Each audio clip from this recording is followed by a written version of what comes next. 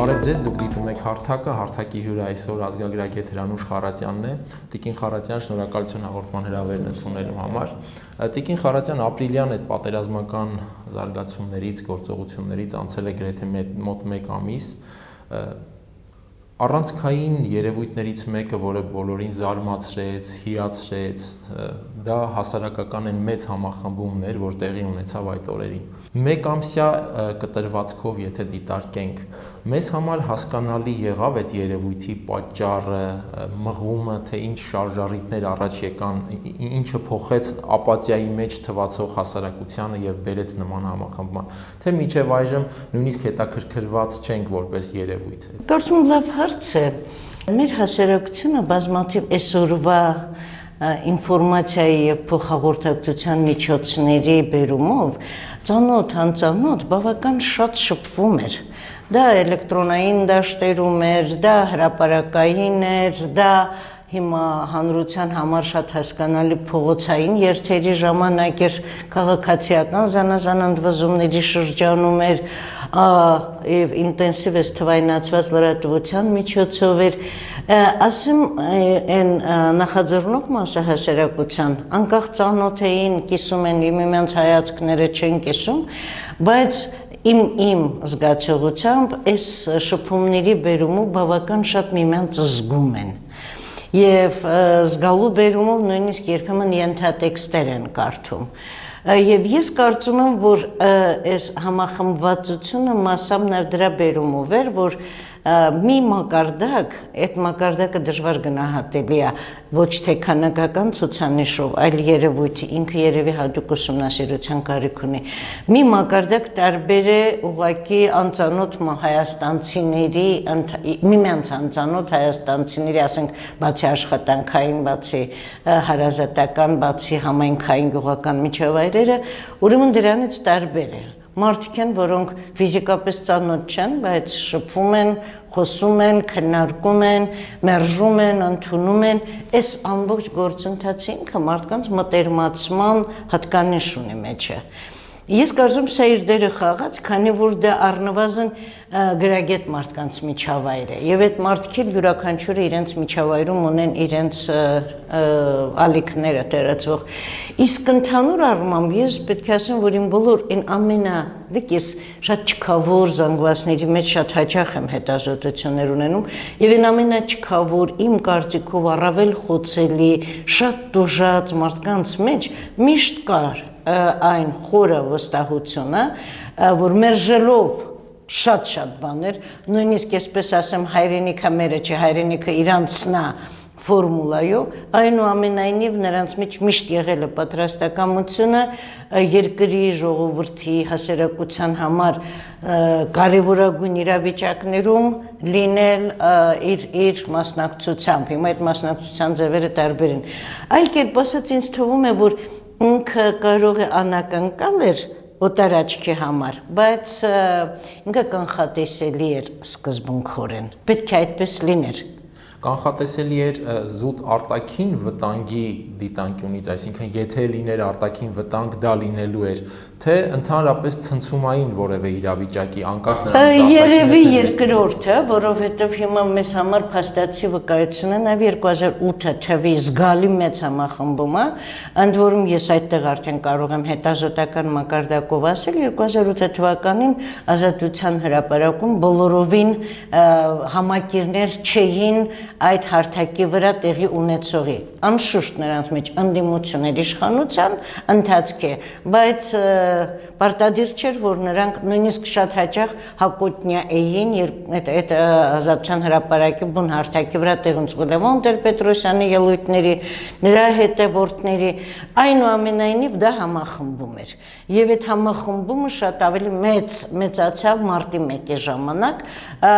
հետո դե շատ հասկանալի պատճառներով, այսինքն ինչպիսի իրավիճակ էր, անունը չեմ հիշում, պարետային է, ռազմական, արտակարգ իրավիճակը խաղաց իր դերը եւ բնականաբար ինքը դադարեց հրապարակային լինել, բայց որպես երևույթ, որպես համախմբում ինքը կար եւ ես կարծում եմ, որ հիմա էլ կա։ Այս այն ժամանակվա համախմբումը, այս իրավիճակի Ղարաբաղի հետ ռազմական գործողությունների շրջանի համախմբումը ինքը միշտ կա, բայց ինքը կարծում եմ բացահայտվում է որոշակի, այո, գուցե ճգնաժամային, գուցե խիստ տագնապահարույց ճգնաժամային իրավիճակներում։ Տիկին Խարատյան, այդ օրերին տեղի ունեցավ նաև մի բան, որը ինքնին մեծ նշանակության համեմատության մեջ չունի, բայց հարց առաջացրեց այդ նույն հասարակությունը, որը համախմբվել էր եւ ցուցաբերել բավական էական որակներ, նույն հասարակության մի մասը Հրազդանի քաղաքապետի ընտրությունը նկատի ունեմ, ասեցին, որ էլի ծախվել է, ընտրակաշարք է վերցրել։ Այս երևույթը ինչ որ օրինաչափ է, այսինքն բնականաբար ամբողջ հասարակությունը չի կարող որակներով աչքի ընկնել, թե այդուհանդերձ ինչ որ պարադոքսալ բան։ Գիտեք, ինձ այնպես է թվում, որ մեր բնության քանակական մեծամասնությունը, որը ամենօրյա ռեժիմով չի զբաղվում վերլուծություններով, կարծիք արտահայտելով,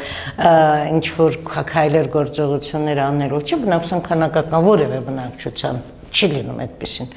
Այդ քանակական մեծամասնությունը իմ կարծիքով այնքան քիչ է հավատում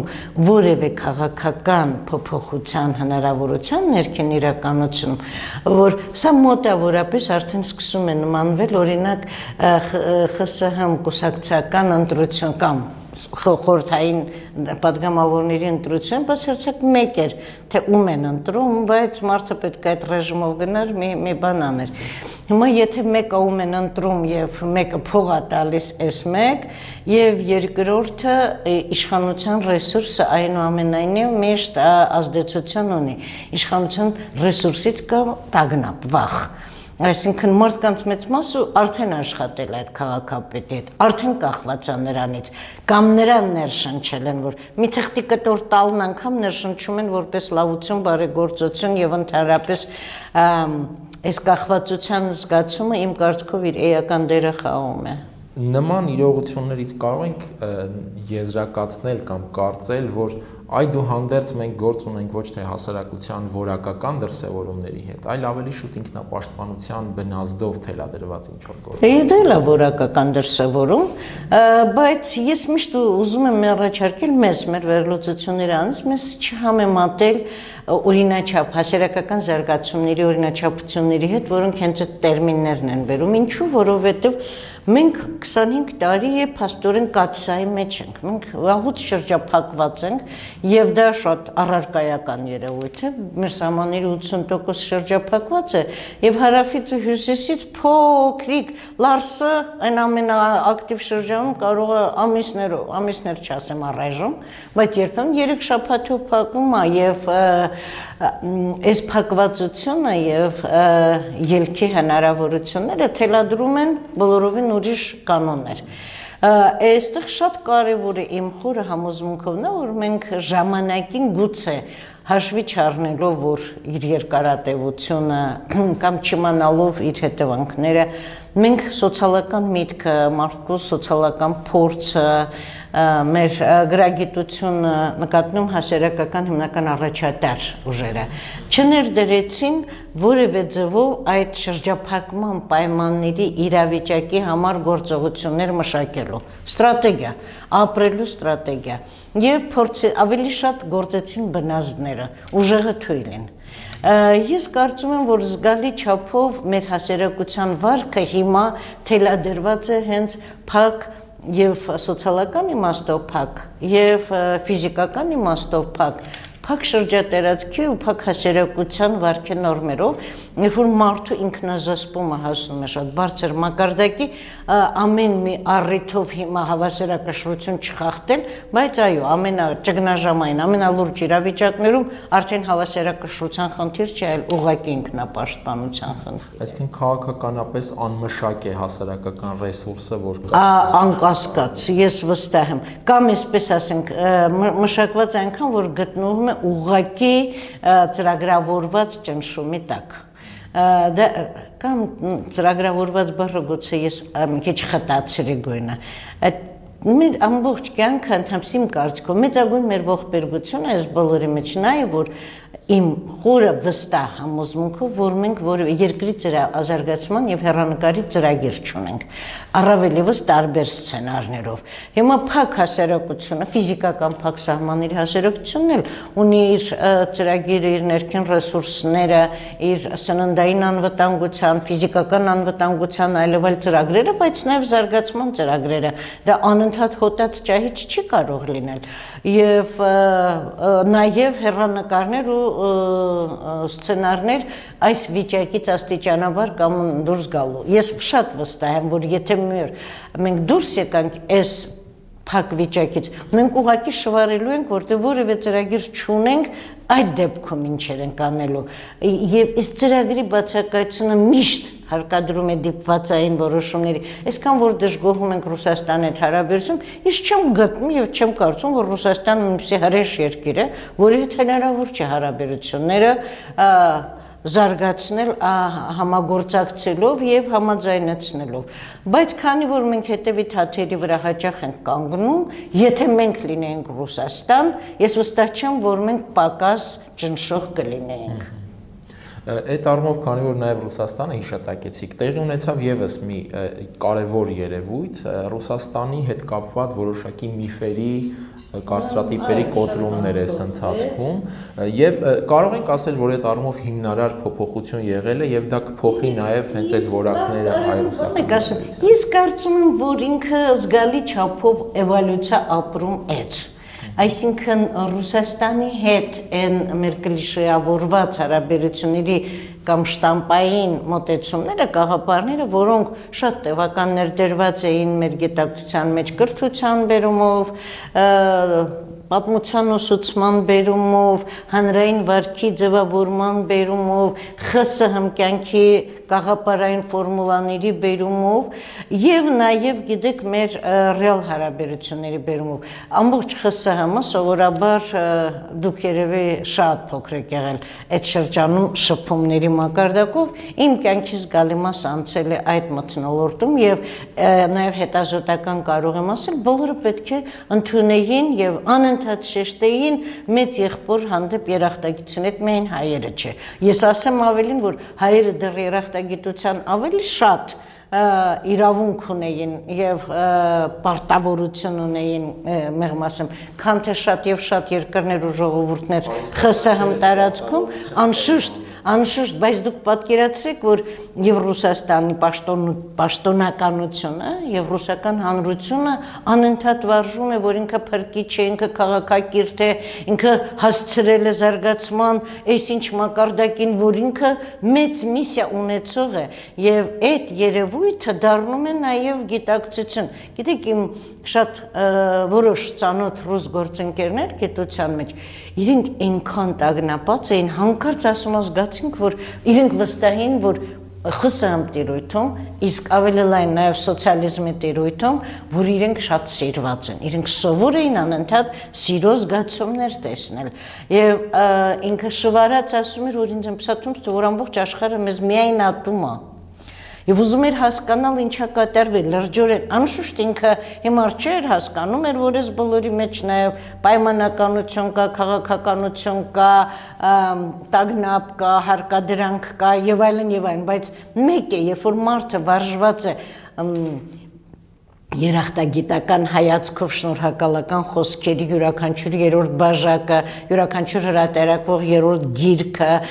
յուրաքանչյուր երրորդ հոդվածը, մարդը անդադ դրա դաշտում եւ հանկարծ ինքը կանգնեց մի իրեն համար անհասկանալի եզրին, չասեմ անդունդի երևույթի, որը դեռ պետք է ընկալվի եւ հասկանա։ Եվ իմ կարծիքով սա որոշ չափով նաեւ ագրեսիվ դարձրեց այդ, այսինքն մենք այսքան քաղաքակրթել ենք, այսքան արել ենք, այսքան ներդրել ենք, այսքան բան մեր հանդեպ շնորհակալության փոխարեն հիմա լավ շնորհակալություն էլ չենք ուզում, ագրեսիա։ Այլ կերպ ասած, ես ընդհանրապես ուզում եմ սրան գալով ասեմ, որ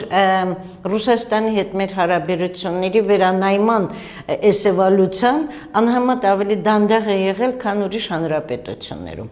Եվ գուցե դա նույնիսկ վատել չի, այսինքն մեր հասարակությունը սկսել է վերաիմաստավորել նաև անցյալը։ Ես կարծում եմ, որ այսօրվա նույնիսկ ես վերանայում, որի մեջ թշնամական էլեմենտ կա,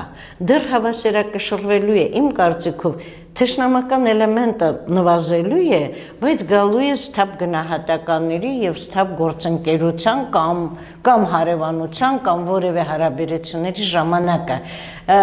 Մենք հիմա դեռևս գտնվում ենք այս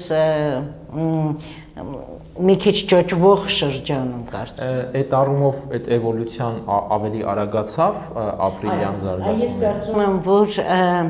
շատ բան, մասնավորապես այս ռազմական տեխնիկայի խնդիրը, մասնավորապես Կազանի տարբեր շրջանակների համար տարբեր խնդիրներ, Կազանի տեղի ունեցածի ընդհանրապես չի ասի անտեղյակ, բայց հրապարակային չքննարկված եւ գիտակցության չհասած այս հանդիպման եւ առաջարկի եւ մեր պատրաստակամության կամ ասենք այսպես ռուսական ճնշման կամ այլ տարբերակներ կարող ենք մտածել, սրանք ես կարծում եմ, որ զգալի չափով լրացրին, բայց ես պետք է ասեմ եւ ես սա ասում եմ բարեբախտաբար, նաեւ մեր հասարակության անալիտիկ շրջանակները տեսան նաեւ, որ մեր հարաբերությունների կառուցման հիմքում միայն Ռուսաստանը չէ, որ մեր հարաբերությունների կայացման հիմքում մեր իշխանությունների ցավալիորեն ստորակարգ, ցավալիորեն չփնտրող, ցավալիորեն չաշխատված վարքն է։ Այսինքն միայն ռուսական ճնշում չի կամ ռուսական թելադրանք չի, նույն գազային պայմանագիրը եւ այլն կարող է նույնիսկ այդ պայմանագիրը մեկը պետք է կնքեին, բայց ոչ այնպես ինչպես եղավ, ենթադրենք, ես հիմա վստահ չեմ, իմ համար դա օրինակ մեծագույն ճորտական մի ստորագրություն էր Հայաստանի կողմից, բայց հիմա սա թողնում եմ։ Սկզբունքորեն կարծում եմ մեր հասարակության մեջ նաև ավելացավ մեր երկրի մի քիչ ստորաքարշ դիրքորոշման նկատմամբ վերաբերմունքի գնահատումը։ Տիկին Խարատյան, ամենակարևոր հարցերից մեկը նաև այն է, թե ինչ անել այդ հասարակական էներգիայի հետ, որ կուտակվել է, եւ կարծես թե այս մեկամսյա դինամիկան, որ տեսնում ենք, այդ էներգիան մնացել է էլի անմշակ, էլի կոպիտ բուցենջի անտեր է մնացել այդ էներգիան, իշխանությունը հասկանալիորեն փորձում է շահագործել, այլ ինստիտուտներ կարծես թե չկան, որոնք կաշխատեն այդ էներգիայի հետ։ Կա այս տպավորությունը։ Ձեր ասածը լավ բան է, կարևոր բան է, բայց հիմա օրինակ ձեր քանի հարցը դուք ձևակերպում եք, այդ ընթացքում ես փորձում եմ այդ գնահատել, հիմա որ մտածում եմ, մի տարօրինակ բան եմ զգում, նույնիսկ այդ էներգիան ինքնակազմակերպված ինչ-որ ուղղորդում է ստանում։ Մարդկանց զրույցներում, մեքենաներում, հանրային տիրույթում, սոցիալական ցանցերում, նաև մամուլով նկատի ունեմ նաև հակոտնյա կարծիքներ արտահայտող մամուլը, որոնք զգալի չափով գիտակցված, իրենք փորձում են ինչ-որ ձև ուղղորդել նաև այդ էներգիան, հա։ Բայց ես ավելի շատ տեսնում եմ, որ այդ էներգիան ունի արդեն այդ ցանցային կառույցների, նկատի ունեմ կառույց ոչ ֆորմալ իմաստով, այլ մարդիկ, որոնք բարբերաբար ինչ-որ քննարկումների եւ գործողությունների դաշտում են, իրենք մի քիչ էլ դեռ արհեստականորեն իմ զգացողությամբ փորձում են պահել այդ էներգիան դեռ նույնիսկ ոչ թե ստատիկ վիճակում, այլ նույնիսկ վերելքի վիճակում, որովհետեւ ես ենթադրում եմ, որ սա ուղղորդվում է տագնապի կարևորության եւ կրկնվելու որն է այս իրավիճակը ինքը իսկապես դեռ տագնապալի է, այս իրավիճակը պահելու։ Ես կարծում եմ, որ այն մկանների թուլացումը հանրային չկա։ Կա ձգված պահելու եւ այդ էներգիան պահելու։ Հիմա ինչպես պահելու խնդիրը, եթե ինքը չի ուղղորդվում Ես դες այդ համաձայն չի լինի տվյալ դեպքում, երբ որ ասում եք իշխանությունը իր կարիքի համար է օգտագործում այդ էներգիան, նույնիսկ ես չեմ տեսնում։ Ես այս պահին տեսնում եմ իշխանության կողմից մաքսիմալ փակել հաղորդակցությունը այդ էներգիայի հետ, մաքսիմալ շանս չտալ եւ ֆիզիկական հաղորդակցություն եւ իշխանության գործողությունների մեջ փոփոխություն հանրային էներգիայի առիթով, պատճառով, թելադրանքով եւ այլն։ Եվ ես կարծում եմ, որ սա նույնիսկ իր համար իշխանության, եթե գլոբալ ասեմ, դա եւ ազգային ժողով, եւ նախագահական, եւ կառավարություն, եւ մի քիչ նախարարություններ եւ այլն եւ այլ, այ իշխանության համար իմ կարծիքով նույնիսկ հպարտության աղբյուր է, որ ինքը կարողանում է չտրվել ժողովրդական թելադրանքներին, բայց մյուս կողմից ժողովուրդը այդպես էլ չի տեսնում իշխանության ծրագրավորված գործողությունների ընթացքը եւ ես կարծում եմ, որ այս ջրբաժանը հիմա նույնիսկ ավելի ցայտուն է, քան երբ որ օրինակ մարտի 1-ին իշխանությունը ուղղակի գնդակոծում էր, թշնամու դիրքերից էր խոսում։ Հիմա կարծեք օտար տիրույթներ լինեն։ Այդպիսի զգացողություն ունեմ։ Այդ կտրվածությունը հասարակություն իշխանության հիմա ինչ որ խապկանքի նաեւ վտանգավոր բանով է փաթեթավորված, բարորված է։ Ես կարծում եմ, որ հանրության մի մասը հիմա գիտակցված թույլատնում է իշխանության նկատմամբ ճնշումները որոշած լինելով անհատապես կամ խմբերով որոշած լինելով, որ առայժմ մաքսիմալ համախմբում եւ իշխանությանը ինչ որ ձևով գործողությունների շանս տալու ժամանակ է։ Եվ ես կարծում եմ, որ այստեղ կա ինքնավերահսկողություն։ Անկեղծ որ ասեմ, ինձ թվում է իշխանության մեջ էլ կա ինքնավերահսկողություն, հիմա լրացուցիչ առիթներ չտալ հասարակության միջև իշխանության դեմ բորբոքումներ անելու։ Բայց ցավոք սրտի շատ հստակ օրինակ ձևակերպումներ հարցեր են հիմա եթե չմանրամասնեմ, բայց շատ պարզագույն բաներ բացի ռազմական զենքի եւ այլնի խնդիրներից հասարակագույն բան մարդիկ դեռ չեն դնում իրանց կենսաթոշակի հարցերը, չեն դնում բնակարանների, կան մասնավոր դեպքեր, բայց գլոբալ դա չի։ Դնում են դիվանագիտական գործունեության հարցերը, պարզ ցույց են տալիս սնանկությունը նույնիսկ այնպիսի կղզյակներում, որտեղ դա ուղղակի աններելի է եւ որևէ արձագանք իշխանությունից չկա։ Ես կարծում եմ, այստեղ օտարման եւ մեկուսացման խնդիր կա։ Եթե շարունակվի այդ մեկուսացվածությունը եւ կտրվածությունը, դրա վտանգները ինչ արտահայտման ինչ կապված է նրանից, թե ինչքան վտանգը առաջին ֆիզիկական վտանգը պատերազմի կլինի։ Քանի դեռ այսպես պարազինված խմբերը դեմ ուղղակի կանգնած իրար հոտոտում են, ես կարծում եմ, որ դա կարող է շատ երկար ձգվել, չնայած ինքը իհարկե հոգնելու եւ սպառվելու մեծ խնդիր ունի եւ կարող է այդ լարը պայթի։ Այդ լարի պայթումը կարող է երկու ձևով լինել։ Մեկ պայթուն գործողությունների ձևով, մեկ ընդհակառակն ամբողջովին լիցքաթափված հոգնածություն, ուժասպառություն եւ լրիվ մարում։ Երկուսն էլ իմ կարծիքով վտանգավոր են։ Բայց մյուս կողմից ես չեմ կարող հիմա որևէ գնահատական տալ, թե դա երբ կարող է լինել եւ ես առավել եւս չեմ կարող գնահատել, թե ինչքան կտևի այդ ռազմի ճակատում հենց այս լարվածության իրավիճակը։ Իսկ լարվածության իրավիճակը կարծում եմ, որ ինքնազսպումի վրա դեռ կազդի։ Այս օրերին կարծիքներ շատ են հնչում, որ եթե շարունակվի իշխանության այդ անտարբեր քաղաքականությունը հանրային կարիքների եւ խնդիրների հանդեպ,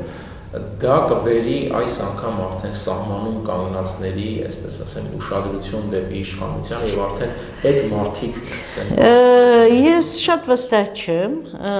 սահմանում կանգնածներ իմ համոտ դարձյալ հետազոտություն չունեմ։ Ինչ որ ասելու եմ, ճիշտն ասած, ավելի ընկալման կամ ընդհանուր իմացության մակարդակով է, բայց շատ վստահ եմ, որ սահմանում կանգնածների պատասխանատվության գիտակցությունը անհամեմատ ավելի բարձր է։ Անհամեմատ բարձր է նրանից, թե իրենց առաջնային խնդիրը որն է։ Եվ ես վստահ չեմ, որ նրանք սահմանում կանգնածը հատկապես շուռ է գալու երկրի ներքին խնդիրներին միջամտելու։ Իսկ եթե ներքին խնդիրները արդեն սկսեն ազդել էապես, ազդել իրենց խնդիր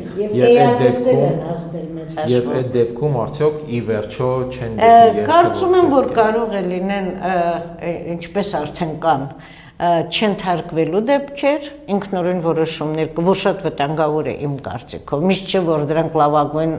լուծումները կարող են ունենալ։ Բարեբախտաբար կարծեք մինչև հիմա չունենք այդպիսի մեծ բախում, բայց սկզբունքորեն կարող է լինել։ Բայց ես կրկնում եմ, որ քանի պատերազմ է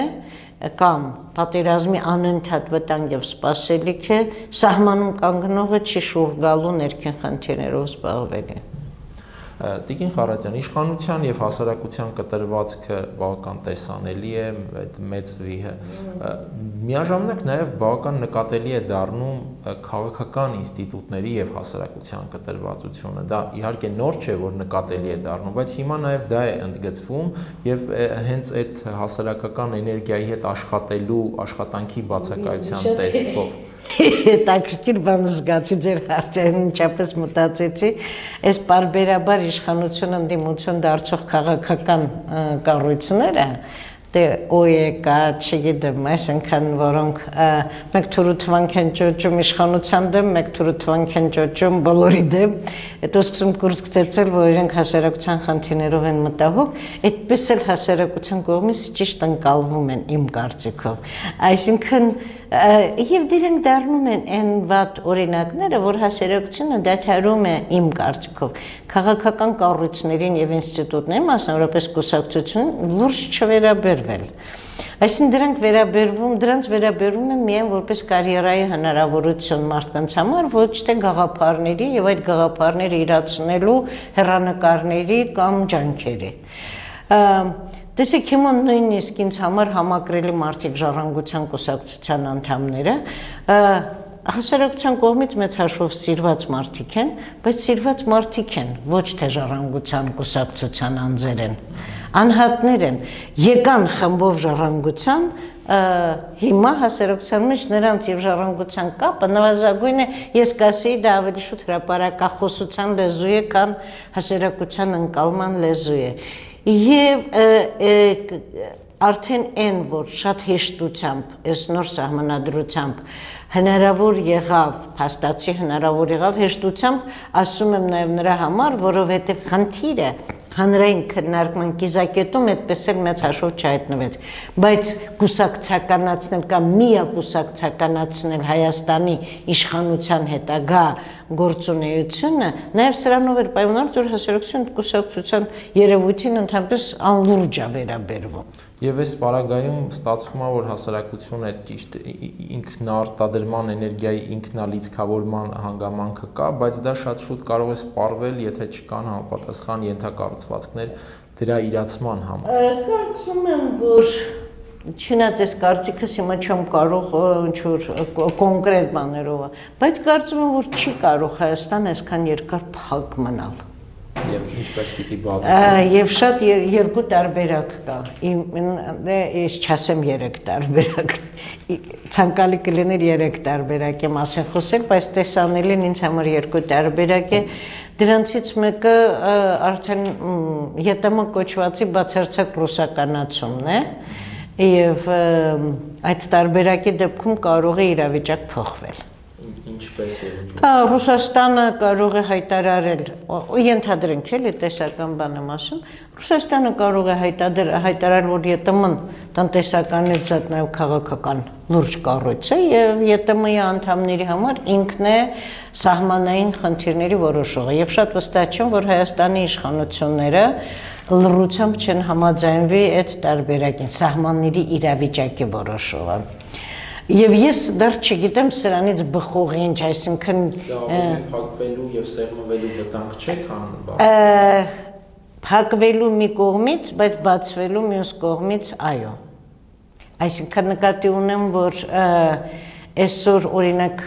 շատ վախենալու բաներով եմ ես ասում, բայց ես բնավ չեմ բացառում այս հեռանկարը, որ Ռուսաստանը իր ձեռքն է վերցնում սահմանների բոլոր տեսակի հարաբերությունների խնդիրները, մենք համաձայնվում ենք դրան,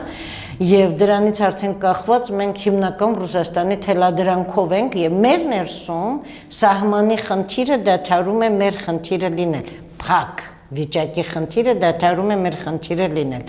Ես օրինակ այս տարբերակի դեպքում բնավ չէի բացառի, որ հիմա Վրաստանի սահմանով էլ մեր են քիչ հնարավորությունը, որ այս պահին կա,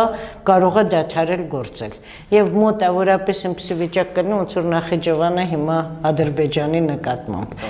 եթե նույնիսկ վարչականորեն չես տեսնենք։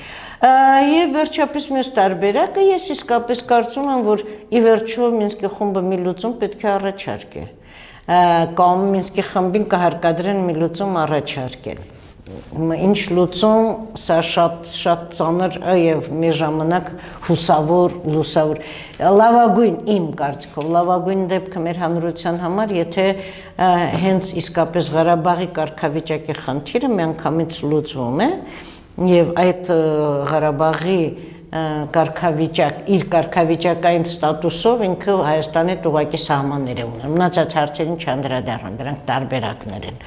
Բայց ստեղծված իրավիճակում ես կարծում եմ, որ սա զգալի չափով սահմանների խնդիր, որտեղ այդ փաթեթը կունենա եւ Թուրքիայի հետ սահմանների խնդրին անդրադարձ, եթե նույնիսկ տողային չունենա, դրանից բխող, եւ Ադրբեջանի հետ սահմանների անդրադարձ եւ երկաթգծի գործարկում եւ այլն։ Եվ մեր հասարակությունը սկզբունքորեն պետք է պատրաստվի դրան։ Ես չգիտեմ, ես չեմ կարծում, որ մենք որևէ ձևով ռեսուրսային, նյութապես ծրագրավորած գործողություններով, դիվանագիտությամբ ընդհանրապես պատրաստի որևէ ծրագիր ունենք բաց տարածքի եւ բաց սահմանների հաղորդակցման իրավիճակում ապրելու։ Իսկ այն գիտակցումը, որ ի վերջո եթե մենք մեր շահերը եւ մեր խնդիրները չենք հետապնդում ինքներս, այլ նախաձեռնությունները որևէ կերպ չեն կարող նպաստավոր ազդեցություն ունենալ։ Այդ գիտակցումը չեմ կարծում, որ ինքը համատարած է։ Այսինքն ինքնիշխանության գիտակցման մասին է խոսքը։ Չեմ կարծում, որ ինքն հանրության կողմից համատարած է, վստահ եմ, որ իշխանության մեջ բացարձակ զսպված է այդ գիտակցությունը, եթե նույնիսկ ինքը կա, ինքը իմ ուղղակի համոզված եմ դրանում եւ կարելի է դրա համար օրինակներ բազմաթիվ վերել, բայց ինքնազսպման տակ է եւ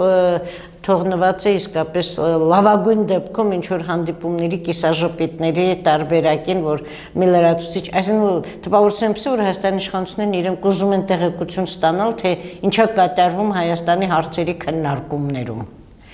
Հիմա չանդրադառնամ, որ մենք դիվանագիտորեն չենք պատրաստում մեր լուծումները։ Ես նույնիսկ Ադրբեջանը հստակ հայտարարել է, որ իր լուծումը Ղարաբաղը վերադարձնելն է եւ ամբողջովին վերադարձնելն հələ մի բան էլ ավել է։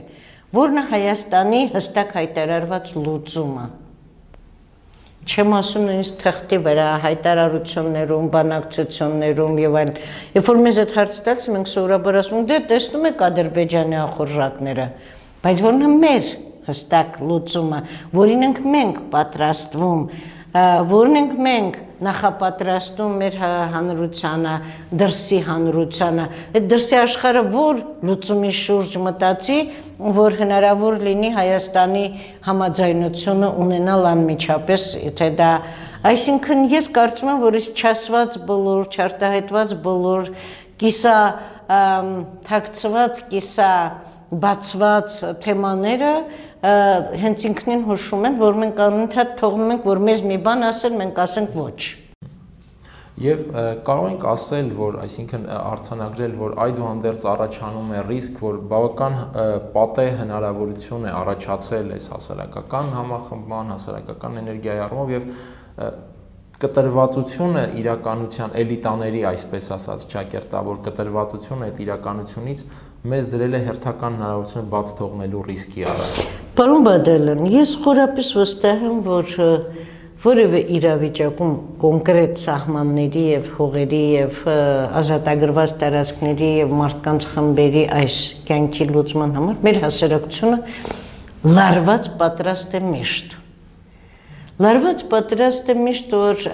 լուծմանը մասնակցի, եթե իրեն հրավիրեն, եթե իրեն առաջարկեն լուծում, որ սկզբունքորեն անընդունելի չլինի, այդ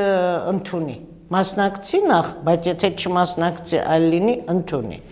Խորապես վստահ եմ սա, մասին կարծում եմ շատ սթափ գիտակցություն կա սրա համար։ Բայց կա նաև մյուս գիտակցությունը, որ կարծեք թե իշխանությունը այնուամենայնիվ, եթե նույնիսկ հանրության մասնակցությունը պետք է լինի, իշխանությունը երբեք չի խոստովանելու, որ դա հանրության մասնակցություն է,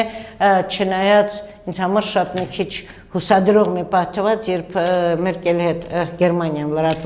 լրատվամիջոցների հանդիպմանը մեր նախագահը ասաց, որ գիտեք ինչ կարևոր բան է, երբ որ ժողովուրդն է քո թիկունքում կանգնած։ Այս գիտակցությունը իսկապես շատ կարևոր է, բայց Սերժ Սարգսյանն ինքը շատ լավ գիտի, որ ժողովուրդը իր թիկունքում կանգնած է որոշակի խնդրի եւ որոշակի իրավիճակի համար, ոչ թե առհասարակ։ Եվ ես կարծում եմ, որ իշխանության պահպանելու հավերժական թիրախ, թիվ 1 խնդիրը միշտ խանգարելու է, որ մեր իշխանությունը կոպիտ ասեմ, նույնիսկ օգտագործի հանրային այն էներգիան, որը երկրի համար ամենասկզբունքային հարցերում շատ կարևոր է օգտագործել կամ համագործակցել, չասեմ օգտագործել։ Միշտ լինելու է սա իմ կարծիքով, քանի դեռ մենք այս իշխանության գիտակցություն ունենք, նույնիսկ եթե իրենք հանգստանան, նույնիսկ եթե միակուսակցությունը արդեն լրիվ հաստատված լինի, նույնիսկ եթե Սերժ Սարգսյանը գնա վարչապետ դառնա, նույնիսկ եթե, այսինքն եւս մի 5 տարով հաստատ ընտրություններով մեկը չի օգտագործվելու, որովհետեւ չափից դուրս շատ օտարված են իրենց ներքին խնդիրների վերաբերյալ հայացքներով։ Եվ ցավոք սրտի չկա նաև այլընտրանքային որևէ ենթակառուցվածք, ուժ, բևեռ, որը կարող էր այդ էներգիան օգտագործել։ Չեմ մտածել այդ մասին, բայց դա լավ հարց է, եկեք մտածենք։ Տիկին Ֆարադյան, շնորհակալություն հետաքրքիր պատասխանների համար, հարթակում այսօր այսքանն էր, կհանդիպենք։